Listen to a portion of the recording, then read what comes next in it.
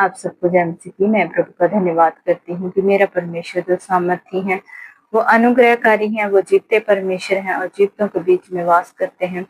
तो उनकी दया जो हम पर बहुत बड़ी है, इस बात के लिए मैं प्रभु का धन्यवाद करती हूँ। उसकी दया को हमें हर रोज अपने जीवन में मांगना है कि उसकी, चाहे वो है ही दया का सागर, लेकिन हमें उसकी दया को अपने जीवन में हर रोज मांगना है। तभी हम प्रभु यीशु मसीह में बने रहते हैं। अगर उसकी दया न हो तो हम एक सांस भी नहीं ले सकते, कदम भी चल नहीं पाते हैं। तो आज हम प्रभु के वचन में से सीखेंगे जो प्रभु ने मुझे दिया है। आज हम देखेंगे मैथ्यू चैप्टर 16 वर्स 24 में ऐसे लिखा है, यीशु के पीछे चलने का अर्थ। तब यीशु ने अपने चेलों से कहा, यदि कोई मेरे पीछे आना चाहे तो अपने आप का इनकार करे और अपना क्रूस उठाए और मेरे पीछे हो ले। तो सचमुच इन बातों से हमें ये सीखने को मिलता है कि यदि एक कंडीशन आ जाती है कि यदि कोई मेरे पीछे आना चाहे, तो सचमुच जब एक कंडीशन आ जाती है, एक बात में कंडीशन आ जाती है, तो प्रभु यीशु मसीह ने कहा यदि कोई मेरे पीछे आना चाहे तो अपने आप का इनकार करें। हमें अपने आप का इनकार करना है, इन संसार के लोभों से, लालसाओं से, चिंताओं से, मुश्किलों से, इन चीजों से हमें दूर रहने की जरूरत है। हमें संसार के अभिलाषों में नहीं पड़ना, तभी हम इन चीजों का इनकार कर पाएंगे, तभी हम प्रभु के साथ चल पाएंगे। और दूसरी बात इसमें लिखी है, और अपना क्रूस उठाएं और मेरे पीछे हो ले। तो हमें प्रभु के साथ चलते चलते बहुत सी मुश्किलों का, परेशानियों का सामना करना पड़ेगा, लेकिन हमें उन चीजों को सहते सहते प्रभु के साथ चलते रहना है, क्योंकि यही क्रूस उठाने का एक मतलब है। हम अपने समय को जो परमेश्वर ने हमें दिया है वो परमेश्वर को देना है। बीमारी में, परेशानी में, मुश्किल में, कैसे भी हालात क्यों ना हो, उसमें हमें प्रभु के साथ चलना, दुखों को सहना। क्रूस उठाने का मतलब है दुख को सहना, और दुख को सहकर भी हमें प्रभु के साथ साथ चलना है। तो आगे 25 वर्ष में हम देखेंगे, क्योंकि जो कोई अपना प्राण बचाना चाहे वह उसे खोएगा, और जो कोई मेरे लिए अपना प्राण खोएगा वह उसे पाएगा। तो सचमुच जब हम अपने प्राण की अपने आप चिंता करके हम अपने जीवन को बढ़ा नहीं सकते, लेकिन प्रभु के साथ साथ चलते हुए अगर हम अपने जीवन को खो भी दें, हम कहीं खत्म भी हो जाए, हमें कोई मार भी दे, तो हम प्रभु में फिर भी जीवित रहेंगे, लेकिन प्रभु के नाम में।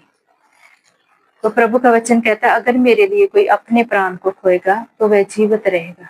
तो प्रभु जो हमें जीवन देने वाला परमेश्वर है, तो उसके कारण प्रभु यीशु के साथ चलते चलते जो हमें जीवन दान देने वाला परमेश्वर है, हमें वो जीवन देगा। वो हमें कभी भी छोड़ेगा नहीं, क्योंकि उसका वायदा है हमारे साथ।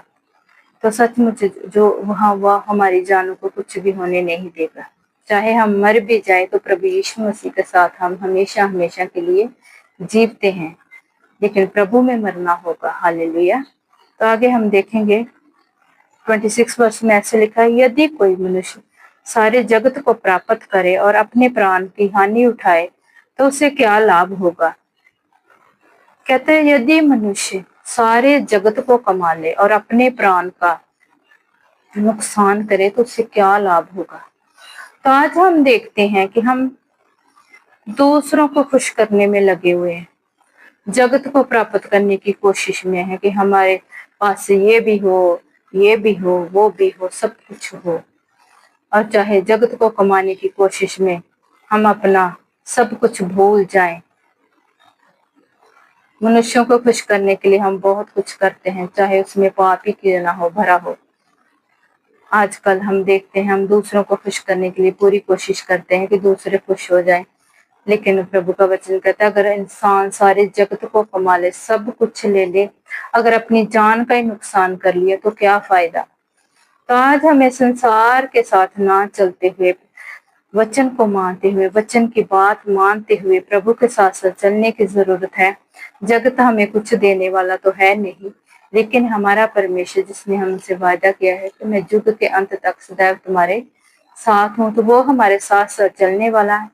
प्रभु यीशु मसीह ने अपनी जान के बदले हमें जीवन दान दिया है, तो उस जीवन को हम पाने के लिए जगत को हमें छोड़ना पड़ेगा, जगत की अभिलाषों को छोड़ना पड़ेगा, चिंताओं को छोड़ना पड़ेगा, ताकि हम प्रभु के साथ वो जीवन पाए जो बहुतायत का जीवन है। जैसे प्रभु के वचन में यूहन्ना 10:10 उसके सेकंड भाग में लिखा है, चोर किसी और काम के लिए नहीं वरन घात करने और मारने के लिए आता है, लेकिन प्रभु यीशु मसीह ने कहा, मैं इसलिए आया कि जीवन पाए और बहुतायत का जीवन पाए।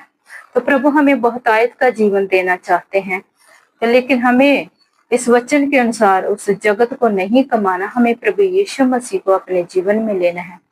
उसके लिए अपनी वो कमाई करें जो भक्ति है, हमारी भक्ति, जो हम प्रभु के साथ समय बिताते हैं, प्रभु के साथ वफादार रहते हैं, यही हमारे काम आएगा।